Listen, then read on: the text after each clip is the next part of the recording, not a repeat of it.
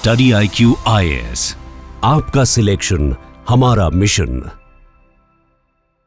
नमस्कार दोस्तों finally Donald Trump का जो पहला स्पीच है वो डिलीवर हो गया है कांग्रेस में। मतलब राष्ट्रपति बनने के बाद पार्लियामेंट के अंदर जो पहला स्पीच होता है हम उसकी चर्चा कर रहे हैं। और अगर आप देखेंगे तो एक दिन पहले ही ट्रंप ने यहां पर बहुत से लोगों को एक्साइटेड कर दिया था, क्योंकि उन्होंने सोशल मीडिया पर यह पोस्ट कर दिया, tomorrow night will be big, I will tell it like it is. तो इसी की वजह से काफी ज्यादा एक्साइटमेंट था लोगों में कि आखिरकार अब वो क्या करने वाले हैं। तो बेसिकली अपने इसी स्पीच की वो बात कर रहे थे और इसमें काफी कुछ चीजों को लेकर चर्चा किया है। अमेरिका इज बैक, वोकनिज्म को लेकर, टैरिफ को लेकर, यूरोप के ऊपर अटैक किया है। वो सब कुछ मैं आपको एक एक करके बताऊंगा, लेकिन सबसे पहले मैं आपको ये बता दूं कि देखिए अमेरिका के अंदर एक प्रकार का ट्रेडिशन है कि जब भी कोई नया राष्ट्रपति आता है तो यहां पर एक ज्वाइंट सेशन, मतलब जैसे आपको मैं थोड़ा सा बताता हूं, भारत में आपने देखा होगा कि जब भी यहां पर साल के शुरुआत में बजट सेशन के पहले जो प्रेसिडेंट हैं, जैसे अभी प्रेसिडेंट मुर्मू जी, तो उन्होंने ज्वाइंट सेशन को एड्रेस किया था। लोकसभा और राज्यसभा दोनों के जो मेंबर्स हैं वो एक साथ बैठते हैं और उनको यहां पर स्पीच दिया जाता है। सेम उसी प्रकार से अगर आप देखोगे तो अमेरिका के अंदर यहां पर जो डोनाल्ड ट्रंप अभी अभी राष्ट्रपति बने हैं, तो वहां की जो दोनों हाउसेज हैं जिसको कांग्रेस कहा जाता है, एक है हाउस ऑफ रिप्रेजेंटेटिव, तो जैसे भारत के अंदर लोअर हाउस है ना लोकसभा, वैसे ही वहां पर अगर आप देखिए तो हाउस ऑफ रिप्रेजेंटेटिव्स हैं और इनका नाम है माइक जॉनसन, ये जो आप देख रहे हो। और जैसे भारत में राज्यसभा है और राज्यसभा के जो चेयरमैन है वो कौन होते हैं, वाइस प्रेसिडेंट होते हैं। तो उसी प्रकार से अमेरिका के अंदर वहां पर जो सेनेट है अपर हाउस, उनकी वहां के जो चेयरमैन होते हैं उनको वाइस प्रेसिडेंट होते हैं। तो अभी जेडी वेंस हैं, तो यही आपको सेटअप वहां पर भी लगभग देखने को मिलेगा। तो यहां पर डोनाल्ड ट्रंप ने दोनों हाउसेस के जो मेंबर्स हैं उनको ज्वाइंटली एड्रेस किया और यह ट्रेडिशन चलता आ रहा है। वैसे अगर आप देखोगे तो यहां पर जो पहला स्पीच होता है, मतलब हर साल यहां पर जो स्पीच दिया जाता है प्रेसिडेंट के द्वारा, तो उसको state of the union speech कहा जाता है। लेकिन state of the union speech में क्या होता है, जो प्रेसिडेंट है वो अपना जो कार्यकाल था, उन्होंने क्या क्या किया, एजेंडा क्या है आगे आने वाले वर्षों का, उसमें ये सारी चीजों का डिस्कशन होता है। अभी तो डोनाल्ड ट्रंप को आए हार्डली 43 डेज ही हुए हैं और इसीलिए इसको बोला गया ज्वाइंट एड्रेस टू कांग्रेस। और यहां पर मैं आपको यह भी बता दूं कि जो state of the union address होता है ना, ये बहुत लंबे समय से चलता आ रहा है अमेरिका की डेमोक्रेसी में। जैसे कि यहां पर जो प्रेसिडेंट जॉर्ज वॉशिंगटन 1790 से लेकर 1946 के बीच में अगर आप देखोगे तो उसको बोला जाता था एनुअल मैसेज। फिर 1942 से 1946 के बीच में इसको कहा जाता था state of the union message. और 1947 के बाद से लेकर अभी तक जो प्रेसिडेंट हैरी ट्रूमैन थे, उनके बाद से लेकर अभी तक इसको state of the union address कहा जाता है। यह सिंपल सी चीज है। तो क्वेश्चन अब यह है कि डोनाल्ड ट्रंप ने ऐसा क्या कहा। देखिए यहां पर सबसे पहले अपने स्पीच के शुरुआत में उन्होंने यह बोला कि जितना भी टाइम मुझे हुआ है प्रेसिडेंट बने सेकेंड टर्म में, 43 डेज हुआ है, मैंने इतना काम किया है जितना ज्यादातर एडमिनिस्ट्रेशन 4 वर्षों में या फिर 8 वर्षों में नहीं कर पाते। तो बेसिकली उन्होंने यह डिक्लेयर कर दिया, अमेरिकन ड्रीम इज अनस्टॉपेबल। अब यहां से अमेरिका बस आगे ही बढ़ता जाएगा, उड़ता जाएगा। खैर जो भी है, यहां पर उन्होंने यह भी कहा कि पहला जो 6 हफ्ता था उसमें यहां पर उन्होंने यूएस गवर्नमेंट की जो पॉलिसीज है उसको रीशेप करने की कोशिश की और यहां पर यूक्रेन वॉर, बहुत सारी चीजों को लेकर बोला है। मैं आपको एक एक पॉइंट में बताता हूं।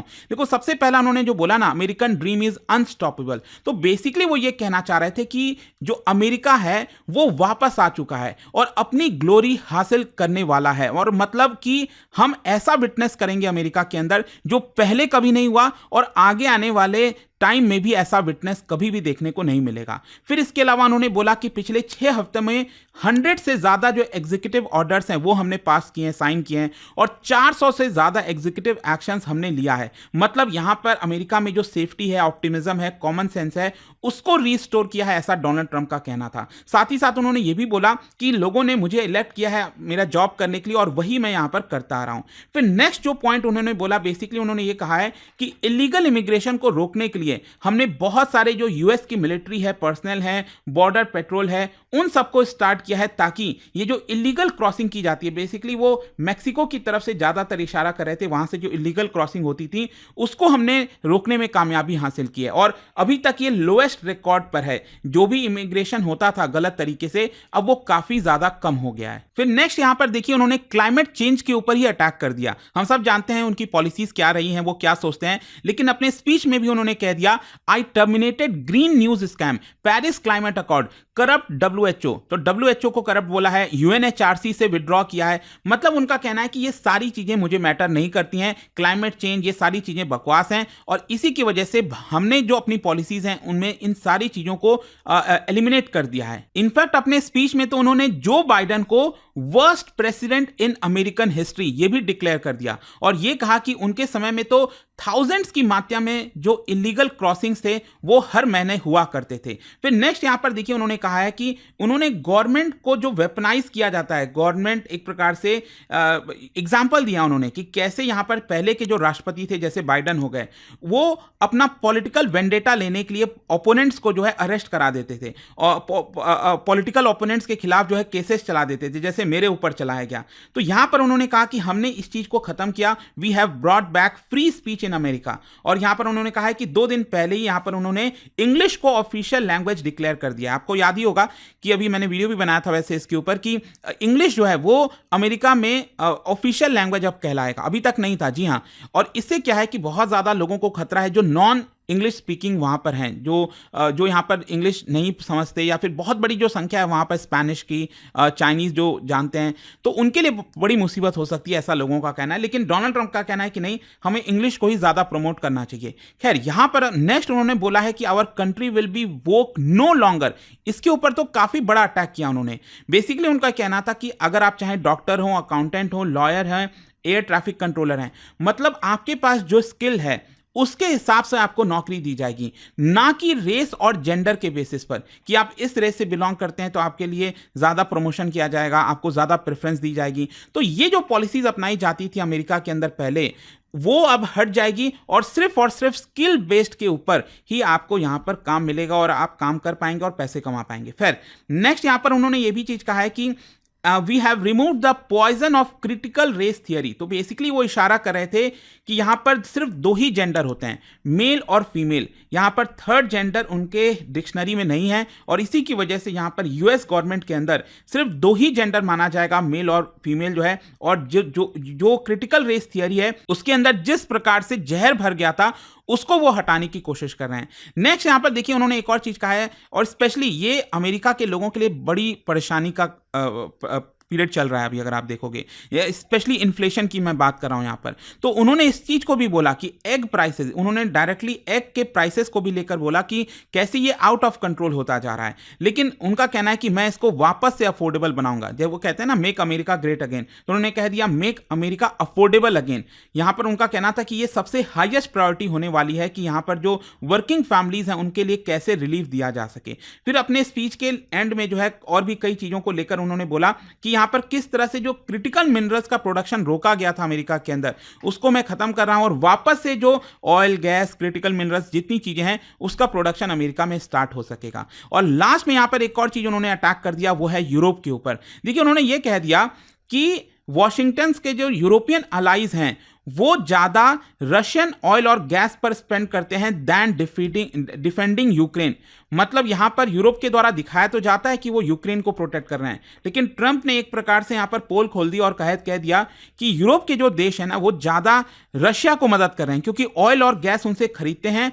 और इसमें जो पहले की सरकार थी, एडमिनिस्ट्रेशन थी अमेरिका के अंदर, बाइडन, वो ऑथराइज करते थे, अमेरिका का बहुत सारा पैसा यहां पर चला जाता था और यहां पर यूरोप इसका फायदा उठाता था। तो यूरोप एक प्रकार से यूक्रेन के लिए जितना पैसा दे रहा है उससे ज्यादा पैसा रशिया को दे देता है ऑयल और गैस में। और अगर आपको याद हो तो भारत में एस जयशंकर साहब वो भी इस चीज को कई बार बोलते आए हैं, जब भी यूरोप की तरफ से आवाज उठाया जाता था कि भारत जो है वो क्यों ऑयल और गैस ऑयल खरीदता है रशिया से, तो एस जयशंकर साहब ने बोला कि हमसे ज्यादा तो आप खरीद रहे हो, आप उसको बंद कर दो। तो ये हुआ है। फिर नेक्स्ट यहां पर डोनाल्ड ट्रंप ने यह भी कहा है कि जो भी इस समय कॉन्फ्लिक्ट चल रहा है यूक्रेन के अंदर, मेरी पूरी तरह से कोशिश है कि कैसे इसको रोका जाए, क्योंकि मिलियंस ऑफ यूक्रेनियंस और रशियंस जो हैं वो या तो मारे गए हैं, सफर हुए हैं, और बहुत ही ज्यादा ब्रूटल कॉन्फ्लिक्ट इस समय है।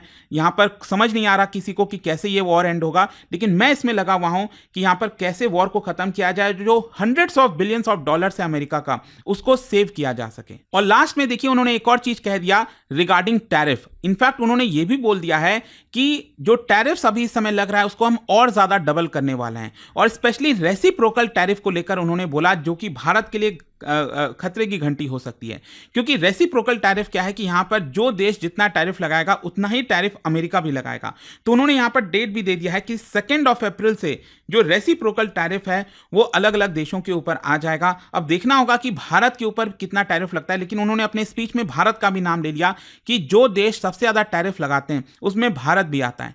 तो इसको देखना होगा कि आखिरकार भारत इसको कैसे टैकल कर पाता है। अब ये भी है कि देखिए, अभी पीएम मोदी वहाँ पर गए थे और बातचीत में ये निकल के आया कि यहाँ पर एक ट्रेड एग्रीमेंट होगा। अगर ट्रेड एग्रीमेंट जल्द से जल्द हो जाता है तो शायद भारत के ऊपर इतना इंपैक्ट ना आए, लेकिन वो देखने वाली बात होगी। तो फाइनली कंक्लूजन क्या निकलता है? देखो, बेसिकली डोनाल्ड ट्रंप इस समय क्या कर रहे हैं कि अपना जो पावर है उसको पूरी तरह से एक्सटेंड कर रहे हैं। मतलब यहाँ पर जितना यूज कर सकते हैं, जो भी अपने पॉलिसीज को इंप्लीमेंट करने के लिए कांग्रेस की मदद से, सब कुछ वो करने की कोशिश कर रहे हैं। साथ ही साथ आपको पता है एलॉन मस्क जो है वो भी पूरी तरह से साथ लगे हुए हैं यहाँ पर। और एलॉन मस्क ने तो अभी रिसेंटली, आपको याद होगा, थाउजेंड्स ऑफ वर्कर्स को फायर कर दिया था, और साथ ही साथ यहाँ पर जो फॉरेन एड, यूएस एड वगैरह एजेंसीज प्रोवाइड की जाती थी वो भी बंद कर दिया है। तो यहाँ पर कुछ हद तक ये भी जो अभी पोल निकल कर आया है उसमें अर्ली साइंस दिख रहे हैं कि जो ट्रंप ने जिस तरह से पॉलिसीज इंप्लीमेंट की हैं, क्योंकि इन्फ्लेशन अभी तक टैकल नहीं हो पाया। हाँ, अभी बहुत ही कम दिन ही हुआ है उनको राष्ट्रपति बने, लेकिन कुछ ना कुछ उनकी पॉपुलैरिटी में भी हिट हुआ है। तो देखते हैं इसको लेकर अगेन ट्रंप क्या करते हैं। बट आई होप कि जो वो एक प्रकार से कह रहे थे ना कि tomorrow night will be a big, तो ऐसा कोई बहुत बड़ा कोई कुछ निकल के नहीं आया, लेकिन स्टिल यहाँ पर काफी कुछ उन्होंने कहा है जो मैंने आपको बता दिया। और जाने से पहले आप सबके लिए एक इंटरेस्टिंग क्वेश्चन, क्या बता सकते हो अमेरिका के अंदर which document serve as the supreme law? इससे बड़ा कोई लॉ नहीं है अमेरिका के अंदर, ये आपको बताना है। ये 4 ऑप्शन है, इसका जो राइट आंसर है आप सबको बताना है। मेरे इंस्टाग्राम पर तो मिलेगा ही, वहां पर अगर आप नहीं हो कोई बात नहीं, टेलीग्राम से ले सकते हैं। और देखिए, अगर आप 2025 में यूपीएससी का एग्जाम दे रहे हैं इस साल, तो हमारा जो एसआईपी बैच है उसको अवेल कर लीजिएगा, क्योंकि इसके अंदर पूरा का पूरा रिवीजन, टेस्ट सीरीज सब कुछ मिलता है। एंड लिंक कमेंट सेक्शन में दिया हुआ है। And use this code Ankit live to get maximum discount. दोस्तों, यूपीएससी एस्पिरेंट्स हो या बनने वाले हो, मेरे पास है आपके लिए game changing opportunity, study IQ का नया संपूर्ण बैच। सोचिए, एक कॉम्प्रिहेंसिव प्रोग्राम जिसमें मिलेगा सब कुछ, टॉप एजुकेटर्स के साथ 1000+ आवर्स की लाइव क्लासेस, पर्सनलाइज्ड मेंटरशिप और हैंड रिटन नोट से लेकर पीआरपी, एमआरपी जैसे इंटेंसिव प्रोग्राम्स तक। और बात स्कॉलरशिप्स की करें तो प्रीलिम्स क्लियर करो, पूरा फीस रिफंड पाओ। टॉप परफॉर्मर्स के लिए हर मंथ 11,000 रुपीज का कैश रिवॉर्ड। सिल्वर, गोल्ड या platinum, choose the plan that fits your needs. X secretary Anil Swarup जी खुद गाइड करेंगे आपको इस जर्नी में। स्टडी आईक्यू पर 2 करोड़ इंडियंस का ट्रस्ट है, और अब संपूर्ण बैच के साथ आपका यूपीएससी ड्रीम भी होगा अचीव। आपको करना क्या है? कमेंट में दिए गए संपूर्ण बैच के लिंक पर क्लिक करें, and once you click on buy now, आप देख सकते हो डिस्काउंट कोड्स। वहां पर टाइप कीजिए अंकित लाइव एंड आपको मिलेगा सबसे lowest price, and your IAS journey starts here. Study IQ IAS, आपका सिलेक्शन हमारा मिशन।